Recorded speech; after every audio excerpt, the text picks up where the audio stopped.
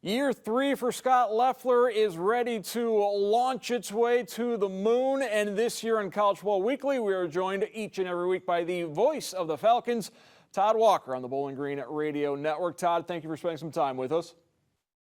Mark, great to be with you guys and talk Falcon football and college football. Let's get right into it with this Falcon team. It's been a recurring theme under Scott Loeffler. They are a young team. There will be a young team again this season. They have a lot of experience, but it's still a very young team. And that one experience from last season, all those games, they didn't have a training camp to go through last season. So it is an extremely young team. We keep on harping on this fact, but it bears mentioning when you look at the offensive line, the two deep on the offensive line, just one senior in that two deep for the offensive line. So that youth is just all over the place with this Falcon team. Yeah, and I think, Mark, the number that Coach Loeffler has talked about, upwards of 70 players had not been through a fall camp at the collegiate level before the one they just had. So that speaks volumes to the inexperience on this team. Of course, the Falcons had very few real accomplished veterans from last year's team, but most of them departed, either like Quentin Morris, who moved on to try and play professionally or move on to his next life, or Andrew Clare, who transferred to Northwestern, or Colby Coleman, who transferred and ended up going down to the FCS level. So there are very few recognizable names on this team. And unfortunately, the COVID situation made that worse in two ways.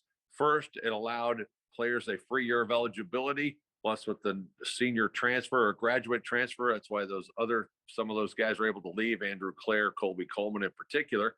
And the other thing is that they didn't get a development season last year, whether it was camp or this spring was also truncated, only 5 games. So it was a double whammy as far as building a program. So this team, you would figure, is going to take its lumps again this season.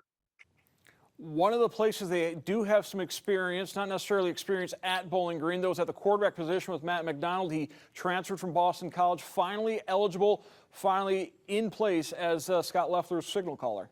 Yeah, this year Matt played, and it was apparent, especially the last couple of games, that he was nowhere near 100%. But really, as we've talked with him here in this camp, it's become apparent he was probably hurt in the very first game, but he gutted it out, and the team didn't really have any great options behind him. He feels 100% this year. He had shoulder surgery. The rehab has gone well. He told me he's thrown the ball as hard as he ever has, and he feels real good. They had him on a bit of a reps limit in camp for a while, a pitch count, if you want to call it that, but they feel they've spaced out his work just right. They think he's 100% for the season opener, and he is a quarterback Scott Loeffler really likes. If they can, as he says, keep him upright, they can protect him to any degree and give him a chance to do what he can do. The Falcons can be much more successful offensively this season, which admittedly would not be saying a whole lot. They struggled mightily on that side of the ball, and frankly, on both sides of the ball last year. Coach Loeffler likes to talk about going to the moon, and for those of us who remember the 1960s, those of us who have learned about the 1960s, we know that John Kennedy made that goal in the early 60s, and it took the full decade, 1969, for the United States landed on the moon. NASA took a very incremental approach. What are the steps that the Bowling Green Falcons need to accomplish this season to continue that mission to the moon? Well, I think this year it's important for guys to get a lot of game reps. You want to, of course, have everybody healthy, but more than that, these guys need to get meaningful reps and really build the program from within. And I think on the offensive line, you're going to see a lot of guys get some run out there, but it's also the fact that this team will continue to work harder in weight training than most teams do during the season just because of the youth. They really feel that's what's holding them back right now on the offensive line, especially. They just don't have enough older, bigger, stronger guys that you need to win in the Mid-American Conference. Most conference champions in this conference are built with veteran offensive lines, and BG just doesn't have that. So I think as far as building for the future, getting those guys experience and getting them built up to speed is going to be job one. And then the second part of it is just to get a full season in of reps for the entire team and see some progression. You definitely want to see more competitive games, though. Last year, we knew the team was at a disadvantage, but in every game, really, they were not competitive. And that's got to get better this year. It did not have a lead at all of last season. They'll open up Thursday night in Knoxville against Tennessee, a volunteer program that seemingly has been rebuilding for the last 20 years. Ever since Peyton Manning left, we've been talking about Tennessee. Are they back?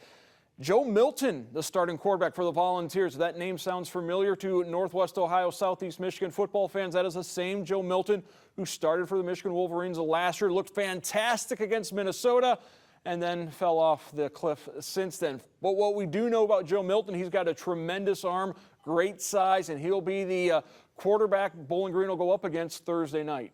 Yeah, Coach Loeffler seems to think that Joe is a very good fit for Josh Heupel's offense that he's bringing to Tennessee. Of course, they're all in their first game together, so who knows what kind of limitations that will bring. But no question, physically, Joe Milton is the man. I mean, Coach Loeffler compared him to Cam Newton with his build, his arm strength, his athleticism. I don't know about his wardrobe, but you get the point. He's going to be a tough man to bring down. And if somebody's open 60 yards down the field, he's probably going to get the ball there. So the BG defense have their work cut out for them. And the other thing is, this is a team that wants to be very up-tempo. And Coach Loeffler told me that other coaches that have played against Josh Heupel teams have said it's not just up-tempo, it's the fastest they've ever seen. Of course, here in Bowling Green, we saw Dino Babers up-tempo for a couple of years. I guess it's in that class, if not faster. But it's their first game under Coach Heupel, so I'm imagining there will be some hiccups as far as that part of their scheme is concerned. But no doubt, Joe Milton is a guy that can do a lot of damage. And of course, Tennessee, even if they're mediocre, that's mediocre SEC talent that BG will be going up against on Thursday night. Faster than Falcon fast. Hard to imagine. We'll have to wait and see on Thursday to see how it all plays out. Todd Walker, the voice of the Falcons on the BG Radio Network. Thank you for joining us tonight. No problem, Mark. Thanks, and go Falcons.